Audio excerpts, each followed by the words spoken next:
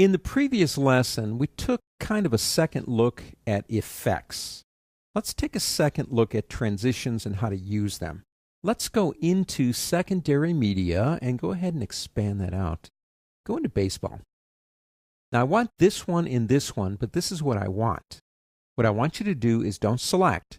Click and then immediately start dragging to make a selection. I want that piece of the clip. See the hand tool? Drag it down into our Mad Scientist lab. Do the same thing to this one, but drag to the left. Doesn't matter how much, just get a piece. Hand tool, bring it down. What I have done is given myself no editing material on the right side of the first clip and the left side of the last clip where they intersect, and that's not a good thing when you're doing transitions. So if we get into transitions, number one, you will notice that page curl is on top when I'm on all, and the letter P does not start before the letter B in the alphabet that I kind of remember. That's my default clip. You can make any transition a default transition by right-clicking. Two things will happen. Number one, it will appear at the top so you can get to it easy. But the other one is if you press Control-T, it will apply it with that shortcut. Now our problem is, doesn't matter if we use Control-T or not, if I drag one of these down here and try to put it here, I will get a warning. Now that warning definitely needs to be heeded because it's saying I can't put this transition here because I don't have anything to work with. And so if you decide to create it, I'm going to shorten your timeline for you. Now in most cases that is totally unacceptable. I have very precise things I have to do. I can't lose time here. It's kind of like this. If I come over here and, well, let me pick up my selection tool and grab this one and put it up here like this. It needs overlap. It doesn't matter that they're both on the same line. It still will have to have the overlap, and I have not given it any. Now let's look at one other thing too. Go up to Final Cut Pro and go into Preferences, and then go into Edit, and you will see here a 1 second duration on a transition.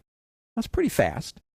If you are doing a particular movie, I would suggest in most cases your transitions should have the same duration. And so if you decide on a movie they're going to be 2 seconds, well, make it 2 seconds here. It'll be easier for you to work. Now, what do? Well, there is something we can use to, in a sense, get around this. We have plenty on this side and plenty on the other side. If we think we can pull this off, we can do a slip edit.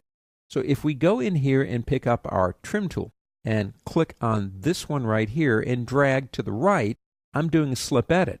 I'm pulling stuff that I clipped from the left and pushing it to the right to give me some of that transition. Now if I do the same thing here, and I'm going to bring it over like this. Let's bring it over even further so you can kind of see his face to about there. Now what it's showing you up there in the viewer is the beginning and the end of the clip the way we have it. Now, if I click here, or drag it over, or press Control-T, I can put it on there and it will not warn me because it's fine. If we check this out, there you go. Now if we want it longer, we can come right here and we can drag it out. If we want it shorter, we can do the same thing in the opposite direction. Or we can right-click on it and do it here, change duration. And we go up to the top there, it's 1 second. Say we do 2 seconds. 2, 0, 0, return. So now it is at 2 seconds. You decide you don't like this one. So you start looking around for something, maybe a blur, and you say, I want this one.